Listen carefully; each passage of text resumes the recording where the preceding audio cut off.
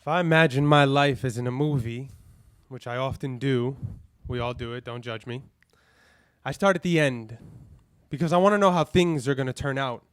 Because the end is a place worth imagining sometimes. The end is hopeful. In the end of this film fantasy, it's 5:30 p.m. and the sun is just right. It's not too hot.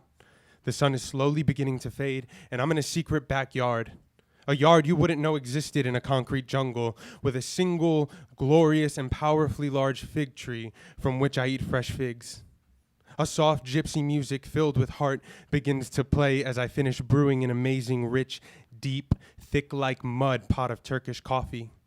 I pour the coffee into a cup, the steam billows out, and I take a seat, grab a knife, slice into this magical fig, and I relax.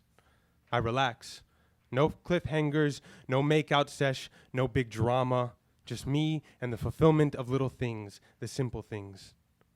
My imagination of this moment is more like a memory of a time past and a thing I strive for. You see, I've just graduated from a prestigious acting education, which means I have 6 figures of student loan debt, no agent or big movie deal on the horizon to pay it all off. But I do have a chance to do this one-man show I created at a festival in Belgrade. 2 weeks in Belgrade. Well, things could be worse, I tell myself. I have to make my own way there, though. So I ask people, and I ask my school to sponsor me. I beg my school to sponsor me. And after enough scheming and Machiavelliing, I'm in Belgrade. This is the furthest I have been from home or the States ever, and alone. I've never traveled alone. So I'm freaking out. I don't know anyone or anything, and I don't know why these people invited me and my silly show. The man whose home I'm living in for free, because I just so happen to know a magical woman who is a Serbian celebrity, and I imagine that this is one of her many lovers, so he would do anything for her. I mean, anything. I'm living in this dude's house for free, and he's making me, not making me like gun to my head Ryan Lochte making me, but too soon? Very convincingly and intimidatingly making me have a 3-step process in the morning that after a few mornings can be a bit rough. 1, have a spoonful of honey. This I liked. We all like this. The honey collects the bacteria in the stomach from the night before. 2, a large shot of rakia, also known as firewater, also known as moonshine, also known as hooch. This is the roughest part. You see, the alcohol kills all the bacteria that the honey just collected, but it's like 7 a.m., mind you. 3, wash it all down with Turkish coffee. Now, this was interesting the first time and cool the second, polite the third, when in Rome. Belgrade, quick facts. Belgrade is the capital of Serbia, which was once Yugoslavia until its succession in 2006. I met people whose original home is no longer a thing recognized. People with no origin, people with no place of birth. I met people my age who have lived through bombings. NATO would announce on the radio what section of town would be bombed and at what time, and not to be in that neighborhood, which is so very sweet of them. I met a culture where farmers markets aren't trendy. They're the way you get your food, not the supermarket. You go to the market. They love coffee. They love art. You say you're an actor, and they say thank you. And they love basketball, which was a huge plus for me. Huge. I'm falling in love with this place. I'm spending days at the theater just spending time, cleaning up, learning, training, talking. And then I meet a man who's the uncle of one of the women who founded the theater. He came by to drop something off, and he sees me dancing to an accordion being played.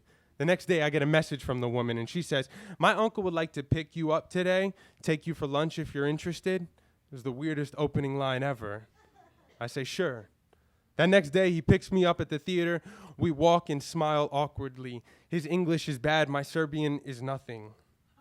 I'm pointing at all the street art. You see, Belgrade is covered head to toe in art. It's stunning, not just like tags that say your mom, but art. We get to his place, and he opens the door, and it's floor-to-ceiling music. CDs and records everywhere. He is either the biggest music fan or the biggest hoarder. He sees me react, and he says, "Music. You like music?" Yo, I love music. You, Gypsy. Nah, me, Dominican. You, Gypsy. He points to the music. Gypsy. Gypsy is an insult now.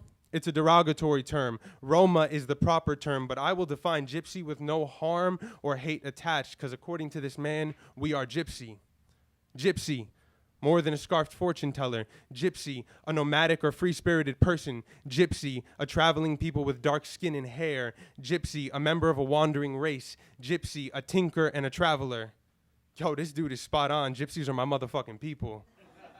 I mean, fair to say, gypsies are most of our people. Lord knows anything Dominican and pretty much anything, everything is a mix of everything, dark and light in between. He says, flamenco, gypsy. No way, flamenco, Spanish, really? Yes, gypsy, Indian. And then he twists the light bulb, which I thought was genius. Gypsy, gypsy, my people. He takes me to his backyard, a garden oasis in a concrete jungle. I grab a seat under his fig tree, some fresh ones already on the table. He says, "Kafa? Coffee? Yes, please."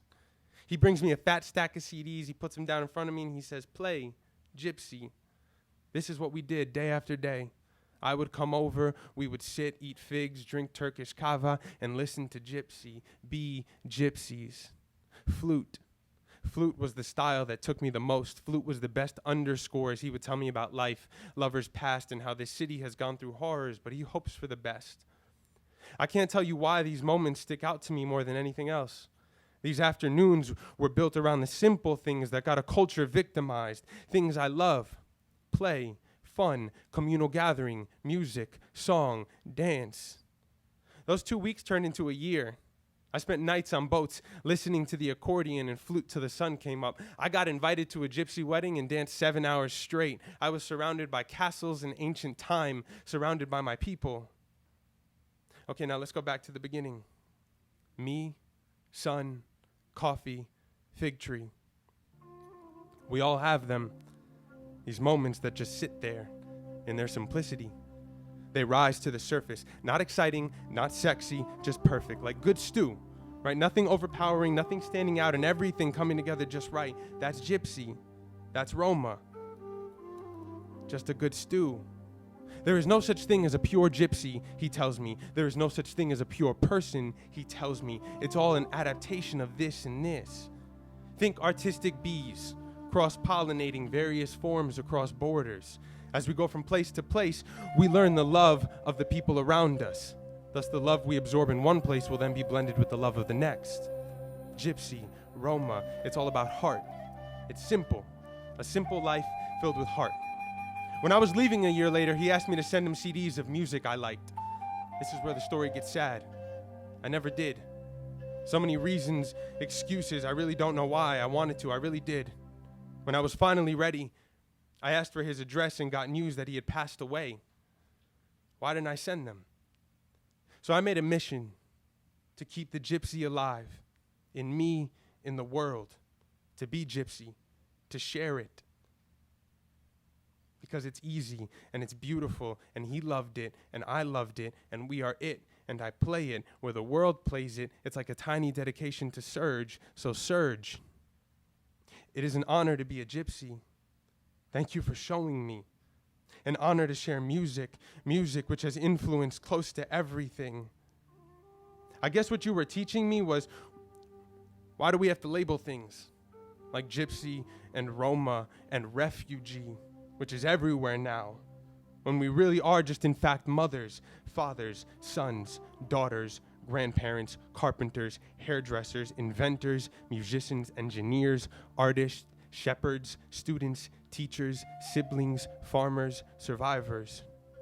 Each of us human, with the same dreams and struggles as you, to work, to thrive, to love. Surge, thank you. I will never again take granted the simple act of being human.